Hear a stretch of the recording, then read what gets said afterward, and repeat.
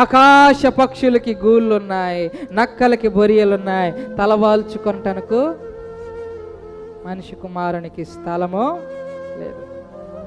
యేసయ్యకి స్థలం లేదని చెప్పటానికి బెస్ట్ ఎగ్జాంపుల్ చెప్పమంటే, ఆఖరికి సమాధి చేయటానికి కూడా 6 అడుగుల స్థలం లేదు యేసయ్య దగ్గర. 6 అడుగుల స్థలం లేదు యేసయ్య దగ్గర. పుట్టేటప్పుడు పండుకోవటానికి 4 అడుగుల మంచం లేదు యేసయ్య దగ్గర. That is grace. అది కృప. దాన్ని అనుభవించడానికి వచ్చాడండి ఆయన. దాన్ని అనుభవించడానికి వచ్చాడు కాబట్టి ఆయన దేవుడు అయ్యాడు. చనిపోయేటప్పుడు ఆయనకు 6 అడుగుల స్థలం లేదు, పుట్టేటప్పుడు 4 అడుగుల మంచం లేదు ఆయనకి. కృప నిర్లక్ష్యం చేయొద్దు. ఆయన కృప మహదైశ్వర్యం గొప్పది.